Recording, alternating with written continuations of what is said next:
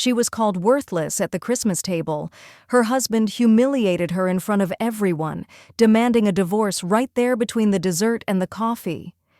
But what he didn't know, what none of them knew, was that the stranger walking through that door wasn't just any guest. He was a billionaire real estate mogul, and he was about to turn her entire world upside down. I know because that woman was me, and this is my story. My name is Cynthia, and for the longest time, I thought I had everything figured out. I was the girl who did everything right. I grew up in a humble neighborhood where my parents worked 2 jobs each just to keep our small house and put food on the table. My mother cleaned offices at night while my father drove delivery trucks during the day. I watched them sacrifice everything for my brother and me, and I learned that love meant showing up day after day with quiet dedication and no expectation of recognition. When I met my husband, Winston, at university, I thought I'd found my match. He was confident, ambitious, charismatic in a way that made you feel like the center of the universe when he looked at you. He came from money. His parents owned several businesses, but he had this hunger to build his own empire. He wanted to create something that was entirely his. I admired that about him. I believed in him before he fully believed in himself. After graduation, while he built his transportation and logistics company, I stepped back from my career. I had just been offered a position at a marketing firm, but he said he needed me at home. He said he needed stability while he took risks. He said that when his company took off, we'd have it all: the beautiful house, the perfect life, the respect he knew we deserved. And I believed him. More than that, I wanted to believe him. I wanted to be the woman behind the man, the support system that made his success possible. So I said yes. I poured myself into our life together. I raised our 2 children, David and Sophia, with everything I had. I managed the household, planned our social events, supported every business decision he made. When his company started growing, I was there celebrating. When he had to travel, I held down the fort. When he was stressed, I made his favorite meals and listened to his problems late into the night. I became invisible in the best way I thought possible, the kind of invisible that comes from complete devotion. But somewhere along the way, invisible became the only way he could see me, and eventually he stopped seeing me altogether. This Christmas dinner was supposed to be different. For weeks, I had been planning it like it was the most important event of my life. Maybe it was. I spent hours creating a menu that would impress his family and friends, people who had become more important to him with each passing year. I decorated our home with white lights and gold accents, the kind of sophisticated elegance that said we had arrived. I wanted to give Winston something to be proud of, a night that showed everyone how well he was doing, how far he had come. I remember standing in the kitchen at 4 p.m, wearing an apron over my new dress, checking the roasted turkey one more time. The house smelled like cinnamon and rosemary and home. My mother had called earlier to wish us a good evening, and I could hear the pride in her voice. She knew how much this meant to me. She knew her daughter was finally getting the life she deserved. By 7 o'clock, the dining room was full, 35 people, maybe more. Winston's business partners, their wives, our extended family, his new marketing team, and her. I didn't want to notice her, but my body knew before my mind admitted it. She was sitting beside Winston, her hand occasionally brushing his arm. She was younger than me by maybe 10 years, with the kind of effortless beauty that comes from privilege and privilege alone. She wore a dress that cost more than my monthly household budget, and she looked at my husband like he was the most interesting thing she'd ever seen. He looked at her like he'd forgotten I existed. The dinner progressed, and I found myself playing the role I'd perfected over 15 years. I stood up to serve the courses I'd spent all day preparing. I made sure everyone's glass was full. I laughed at jokes about his business that I'd heard 100 times. I sat back down in my chair when appropriate, trying to make myself small enough that I wouldn't interrupt the important conversations happening around me. And then Winston stood up. "I have an announcement," he said, tapping his wine glass with his fork. The room quieted. I felt my stomach drop because I knew, somehow, I already knew, that this announcement wasn't going to be good. He smiled, that charming smile that had made me fall in love with him all those years ago, and he said words I will never forget, words that changed the trajectory of my entire existence in a single breath. "I'm getting divorced." The room went silent. My mother, who was sitting 3 chairs down from me, put her hand over her mouth. My daughter froze, a forkful of sweet potato suspended between her plate and her lips. My son stared at his father like he was a stranger. "Cynthia and I have grown apart," Winston continued, his voice calm, as if he was discussing quarterly earnings and not destroying his family in front of everyone who mattered to him. "She's simple. She's boring. She's content with a comfortable life, and I need so much more than that. I need someone who matches my ambition, my vision, someone who understands the kind of man I've become." His eyes moved to her. That girl, that beautiful, vacant, smug girl who was probably half his intellectual equal and all his moral inferior. "I need someone like Victoria," he finished. That was the moment I stopped existing. Not slowly, like I'd been doing for years, but all at once. In that single moment, I became less than a person.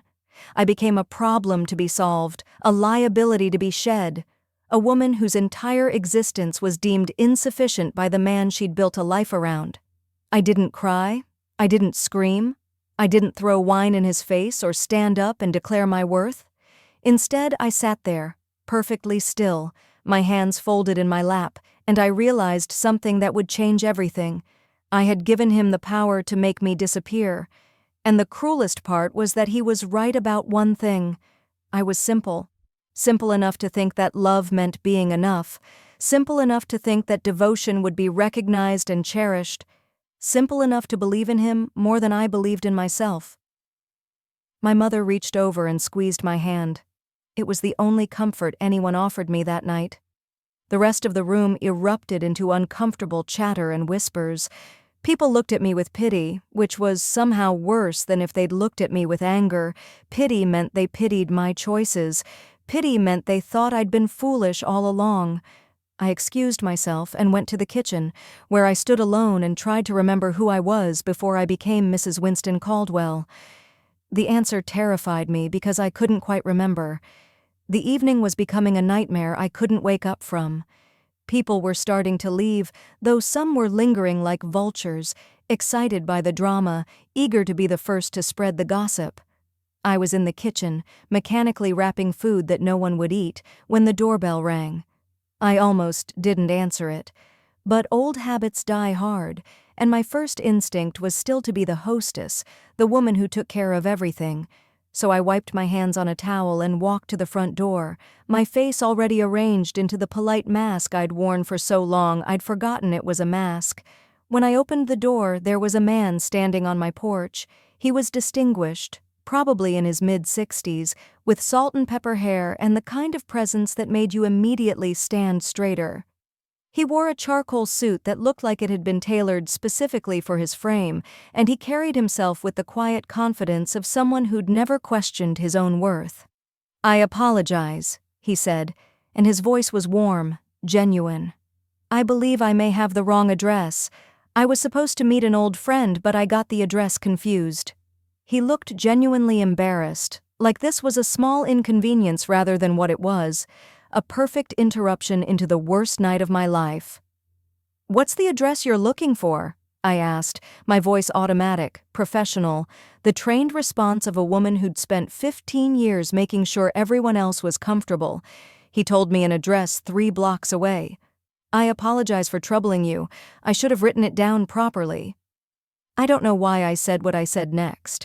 Maybe it was because I needed someone to see me that night.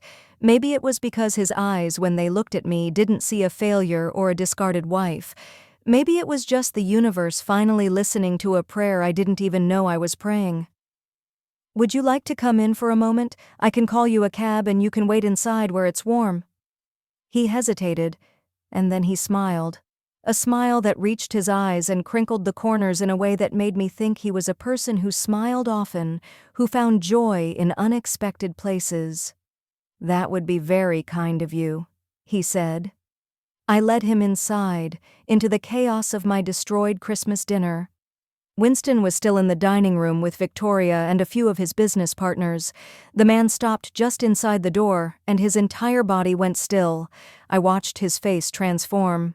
Confusion, then recognition, then something that looked like emotion held barely in check. "Is that Cynthia?" he whispered. I turned to look at him. "I'm sorry, do I know you?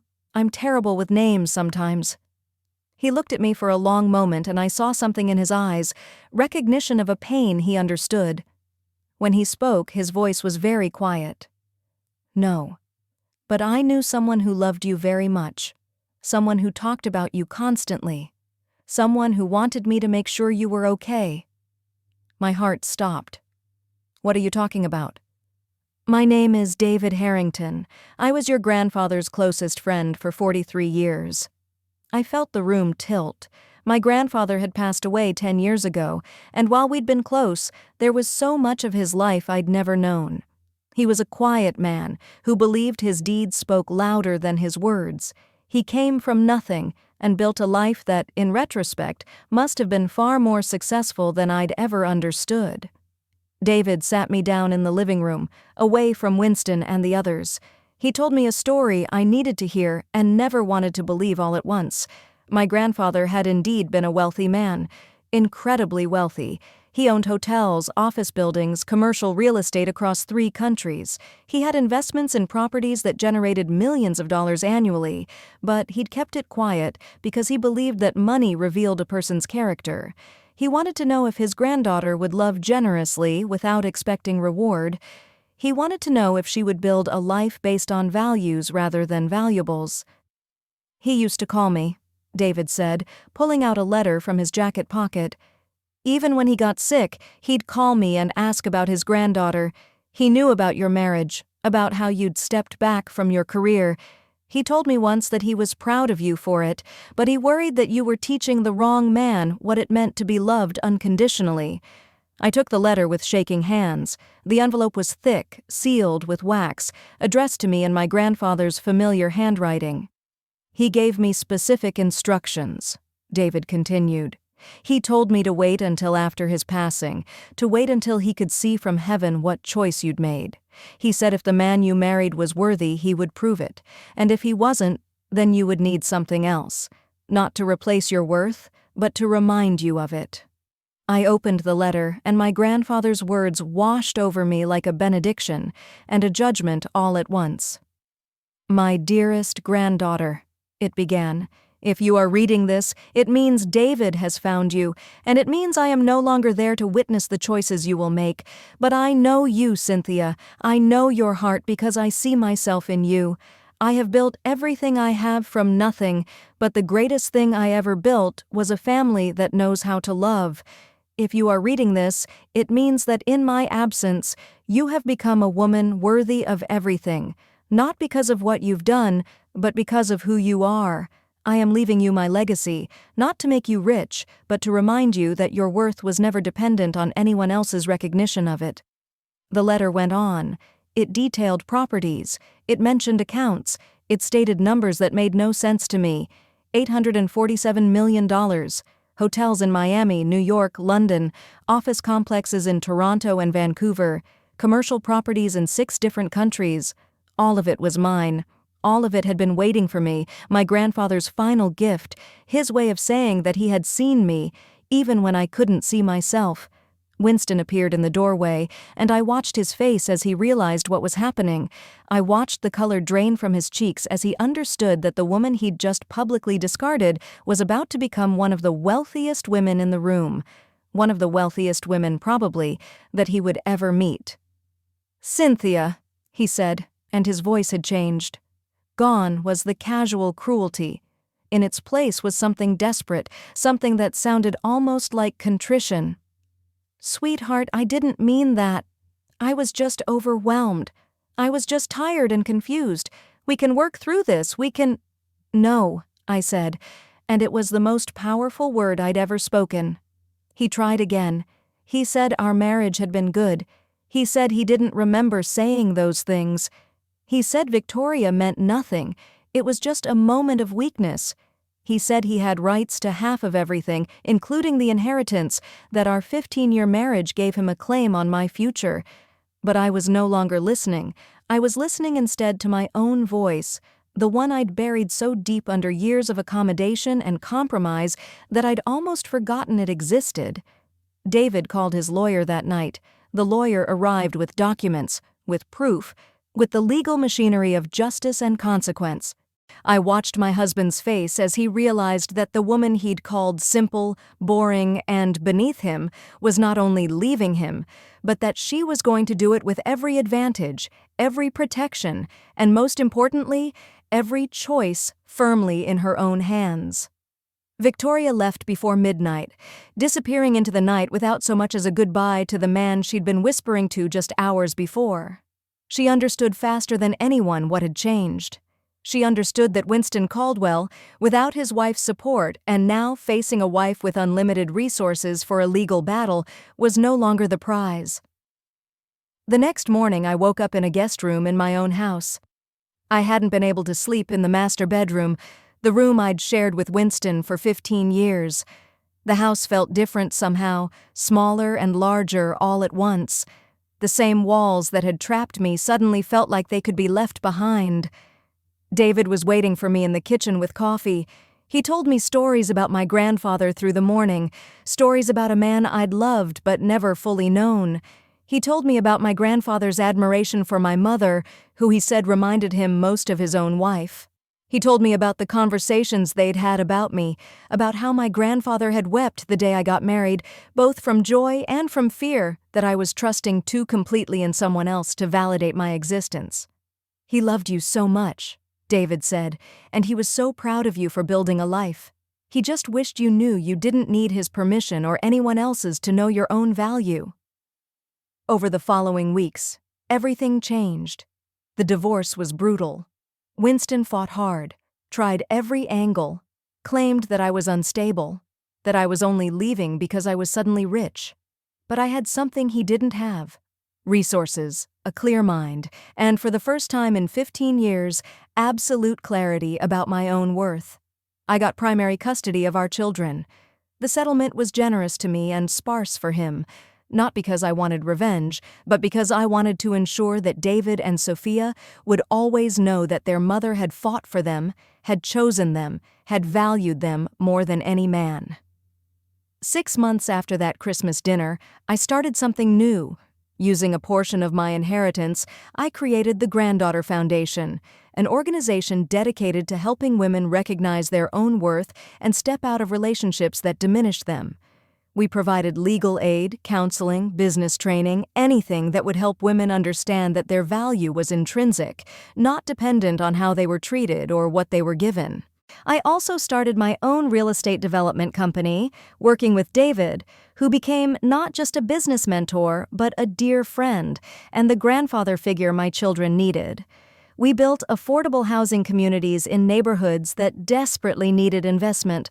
We created jobs and opportunities in spaces where people could build lives with dignity. And my ex-husband? His company filed for bankruptcy 8 months after our divorce was finalized. Turns out there was a reason his business had been so successful. It wasn't just his ambition, it was the wife who managed his stress, his household, his calendar, and his social relationships with the kind of quiet competence that let him focus on the work. Without me, he made poor decisions. He trusted the wrong people. He lost major clients and key partnerships. The young executives he'd surrounded himself with, Victoria included, were sharks who scattered the moment blood was in the water. He called me once, about a year after the divorce. I almost didn't answer, but I did, because I wanted to hear what he might say. What he actually said was that he was sorry, that he realized what he'd had, that he'd made a terrible mistake. I listened to him and I felt nothing, not anger, not satisfaction, not even vindication.